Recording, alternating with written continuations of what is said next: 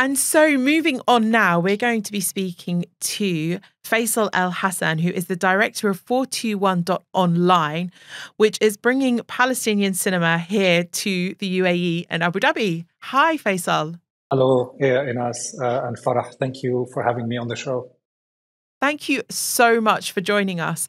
So the Palestinian cinema runs from the 26th of October to the 29th. Can you just give us a brief overview of what's in store?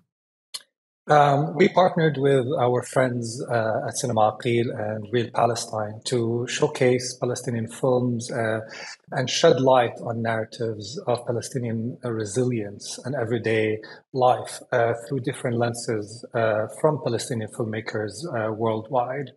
We will be featuring the films Alam, 200 Meters, Foragers, and Between Heaven and Earth. All proceeds from the film program will go to the Emirates Red Crescent campaign, Tarahum for Gaza. We also accept in-kind donations that can be dropped off at our spaces throughout the film days from 10 a.m. to 9 p.m. Those interested in joining us can register on our website and complete a donation through the Emirates Red Crescent payment link. And as you mentioned, the program runs from the 26th to the 29th of October in our outdoor plaza. The screenings will start at 7 p.m. every evening, and there will be subtitles both in English and Arabic where applicable. That's incredible. I think it's, this has come at such a poignant time, but this is actually an annual event. We, as 421, we run a film program on yearly basis throughout the year at different times that showcases and platforms Arab film makers and really looks at different range of topics and themes and voices from the region addressing various issues, and we are committed to maintaining this work in the future. How many films are being featured at Palestinian Cinema Days? We have 4 films, one screened each night. The films presented are in the narrative and documentary genres.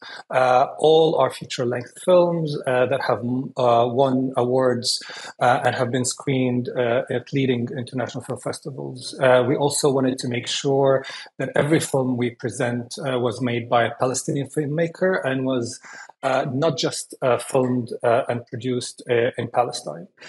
In Alam, for example, director Farah tells of a coming-of-age story that features 2 Palestinian teenagers who fall in love amid living under occupation. In 200 Meters, Amin Naife and Mayoude, the directors, present a moving story of a husband and wife who are leading their lives 200 meters apart, divided by the separation wall. The film takes us on a tough journey as they navigate trying to keep their family together while living on 2 sides of the wall.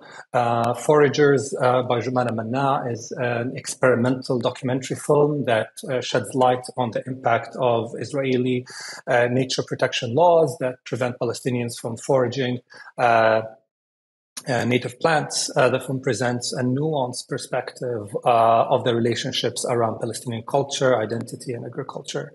And finally, Between Heaven and Earth by Najwa Najjar presents a really interesting perspective of everyday life under occupation. In the film, we are introduced to a young couple that simply want to get a divorce, but face various difficulties as they navigate checkpoints and limited access and other issues. I think it's so interesting and it's so timely to be talking about as well about the creativity which comes out of Palestine. I mean, I think there's so much wealth in the creativity, and it's so good to be raising awareness of that creativity. I know Farah and I have spoken about it before, about like Lid, which we both really enjoyed, which was a sci-fi documentary which came from Palestinian Israeli cinema. So tell me a little bit how important this event is for raising that awareness. Look, film and the arts in general are incredibly powerful tools that invite us to collectively reflect on and participate in dialogue on important issues. They also give us the space to be truly meditative, giving us a chance to connect with human experience, emotion, and struggle. I think this is especially critical when we are considering the experiences of disenfranchised communities. The arts allow us to consider other historical contexts and environments, which help us to really see other communities and cultures, not just other, but as humans with shared universal experiences. And can you give an overview of the Palestinian cinema? Are there any quirks or anything different which happens in Palestinian cinema which maybe doesn't come across from other Middle Eastern countries? Look, for a long time, Palestinian cinema has focused on themes of resistance and belonging. Filmmaking has been a vehicle for Palestinians to make visible their history and struggle. Also, it highlights the experiences of Palestinians in the diaspora, which we now know are over 7 million worldwide who have been living in exile for 70 plus years. I wouldn't say there is a particular quirk, but many researchers and academics who have written about the history of Palestinian cinema agree that there is an element of the archival, I would say, an approach that is more documentary in style, that I think is very specific to Palestinian film, although, of course, this doesn't apply to every film produced.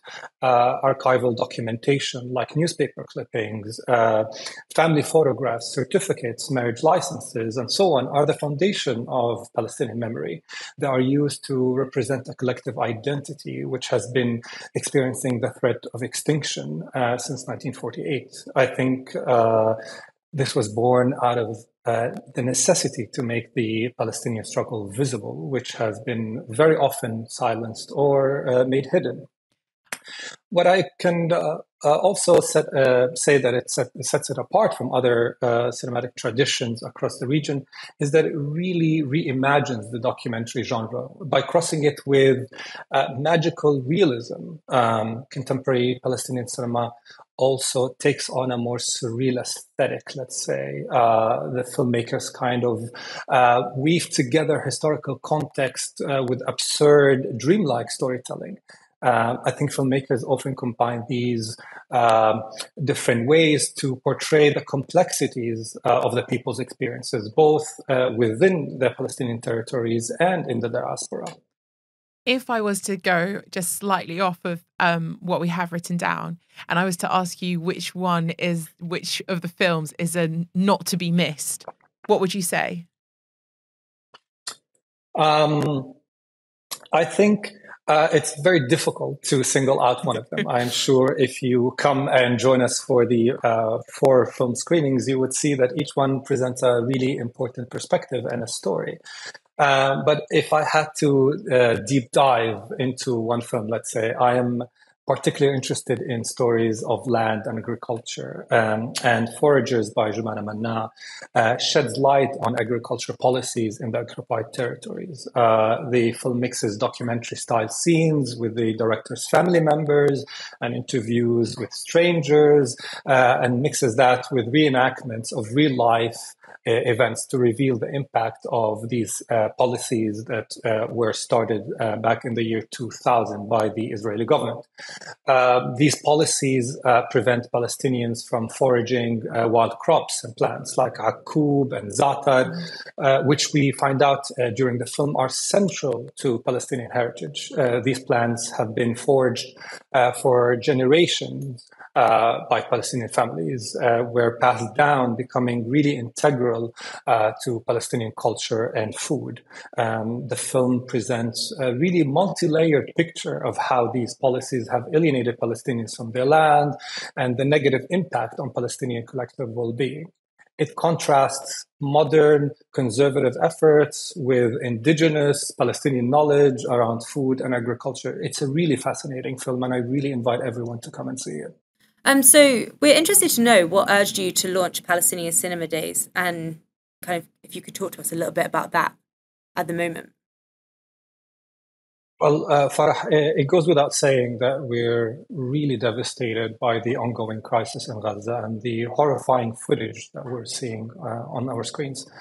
As a cultural institution that values artistic practice as a means for social inquiry and transformation, we believe it's really crucial to amplify Palestinian voices at the moment. Art and film are important platforms for expression, representation, and education, empowering individuals and our community to foster understanding and open dialogue. Film, especially, is an intimate medium that allows us to empathize deeply with the characters that we see on our screens.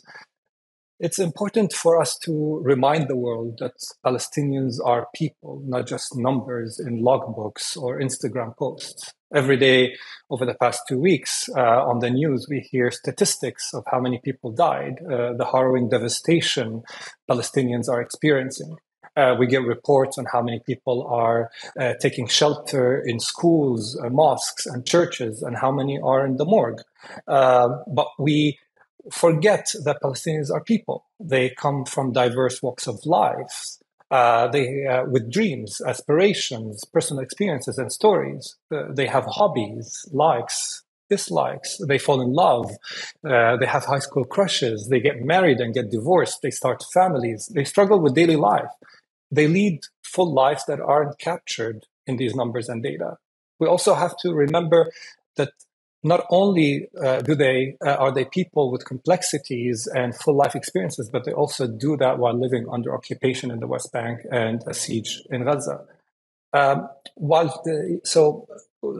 showcasing these films, we hope to present narratives that challenge the current pictures that we're seeing about Palestinians in the mainstream media and on social media and elsewhere.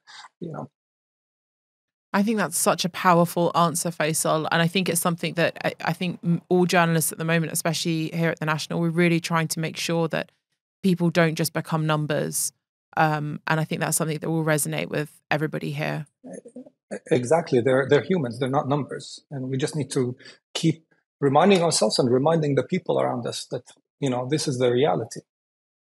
At the beginning of our conversation, you mentioned that all the proceeds from the event are going to the Emirates Red Crescent Authority's campaign. What can you tell us about the efforts from the Emirates Red Crescent? Well, the proceeds go to the Emirates Red Crescent, and I really want to highlight that the UAE leadership has always been at the forefront of humanitarian response worldwide. The UAE has a long history of providing humanitarian aid, not just to Gaza and to the West Bank, which have been going on for many years now, but to every corner of the world where communities needed assistance and humanitarian relief.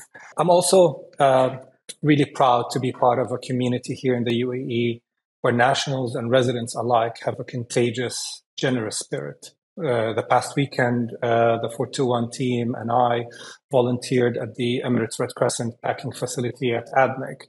And it was really amazing to see volunteers from every nationality and age group there. I believe 10,000 people volunteered just this past weekend, and 25,000 relief packages were prepared. It was an incredible effort. It's also deeply encouraging to see the arts and culture sector mobilizing so quickly in response to the devastating events in Gaza. Our colleagues at Al Sirkal Avenue, at Art Dubai, at Dubai Design Week have all been raising funds and collecting donations for the campaign. I really encourage everyone in Abu Dhabi who is able to join us for the Palestinian Cinema Days to make an in-kind donation for the campaign. No donation is too small. You can find all the details on our website or on the Red Crescent website. I think that's a really important message as well, is that during these times, we all should be coming together. And even if you're not going to see a film, please do head down there and go and give a donation to help the efforts in Gaza. Thank you so much, Faisal, for joining us. Thank you. Thank you for having me. And I hope to see you in better days.